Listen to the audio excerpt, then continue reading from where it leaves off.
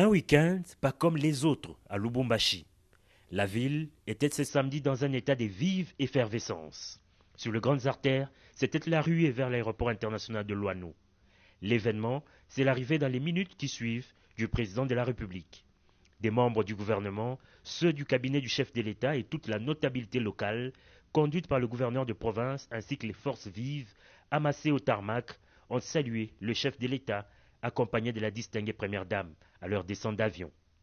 Comme il fallait s'y attendre, un bain de foule a été offert au couple présidentiel au sortir des installations aéroportuaires.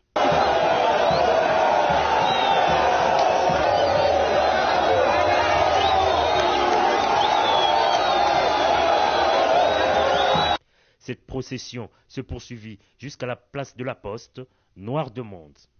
C'est ici que le premier citoyen du pays s'est adressé aux Louchoises et Louchois. Introduit par le gouverneur de province Jacques Kaboula, le chef de l'État Félix-Antoine Tshisekedi Tshilombo a avant tout remercié la population pour l'accueil chaleureux. Il a ensuite rappelé et déroulé ces 6 engagements majeurs qui forment le contrat qu'il a conclu avec les Congolais. Au milieu de son meeting, il est interrompu par la population favorable à une révision ou un changement de la Constitution, lui demandant par ailleurs d'aborder cette question.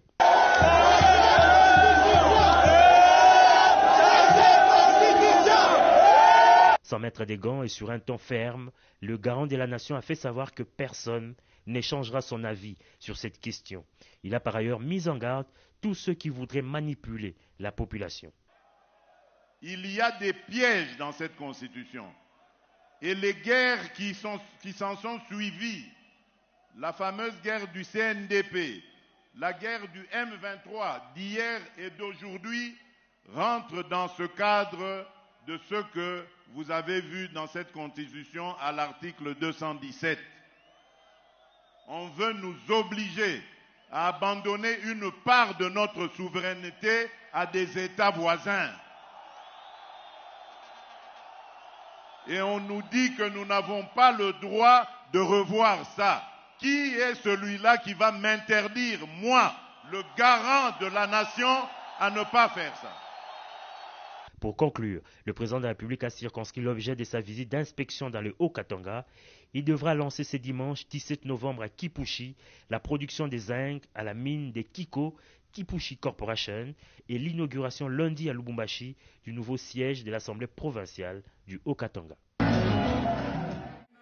vais réunir une commission de Congolaises et de Congolais bien pensants qui sont issus de plusieurs disciplines et dont l'objectif sera de revoir cette constitution.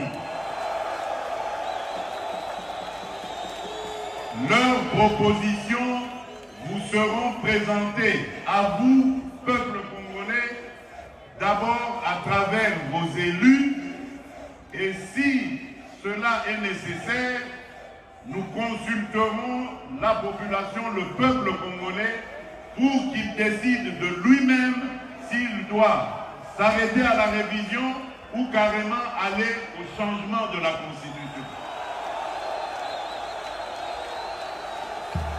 Et personne, vous avez entendu, personne ne changera mon avis sur cette question.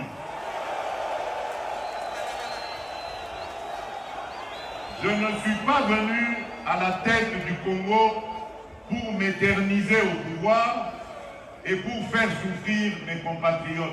Jamais. Tout ce que je fais, tout ce à quoi je pense, c'est au bonheur de mes compatriotes, au développement de mon pays.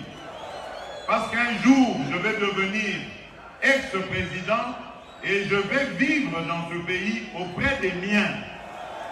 Je voudrais circuler dans toutes les provinces, aller et venir avec ma famille, avec mes amis et rencontrer mes compatriotes dans toute la République démocratique du Congo et en toute paix.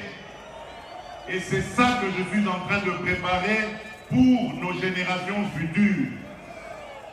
Peut-être que je n'arriverai pas à tout réaliser, mais l'essentiel pour moi, c'est d'installer le pays sur de bons rails, des rails qui vont permettre au Congo d'aller tout droit vers son développement.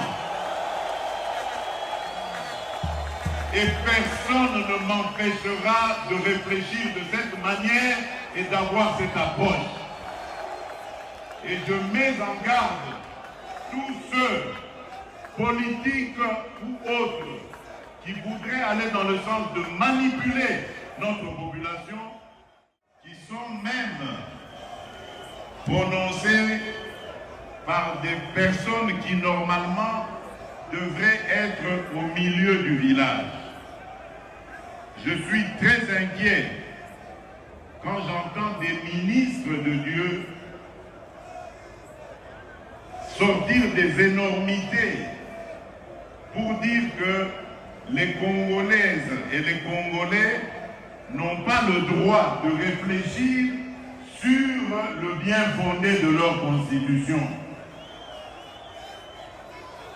Quel est ce peuple qui n'a pas le droit de se remettre à un moment donné de sa vie en question et de redéfinir ses orientations? Ce que j'ai dit à Kisangani n'avait absolument aucun lien avec un quelconque troisième mandat.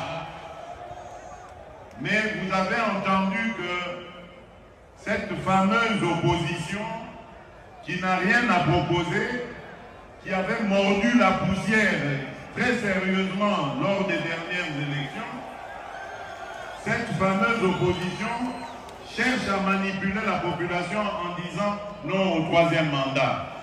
Qui leur a parlé de troisième mandat?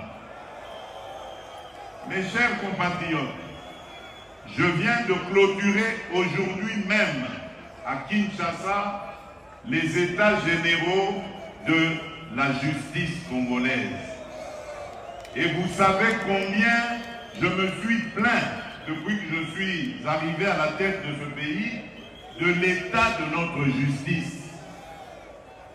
Et les conférenciers, il y en avait eu plus de 5000, dans leur résolution, ont proposé de réviser 2 articles de notre Constitution.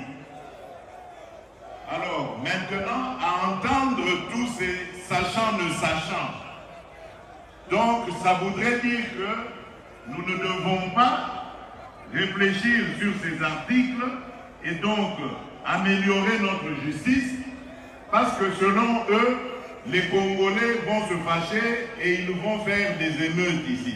Est-ce que vous comprenez ça? C'est même une insulte à l'endroit de notre peuple. C'est une insulte à l'endroit de l'intelligence et de la sagesse de notre peuple. Demander aux Congolais de ne pas revoir leur constitution, alors qu'il y a un fameux article, le 217, qui consacre carrément la vente de notre souveraineté à des États africains. Nous n'avons pas le droit de revoir ça. Est-ce que vous entendez ça? De certains discours qui sont même prononcés par des personnes qui normalement devraient être au milieu du village. Je suis très inquiet quand j'entends des ministres de Dieu sortir des énormités pour dire que les Congolaises et les Congolais n'ont pas le droit de réfléchir sur le bien fondé de leur constitution. Quel est ce peuple qui n'a pas le droit de se remettre à un moment donné de sa vie en question et de redéfinir ses orientations? Ce que j'ai dit à Kisangani n'avait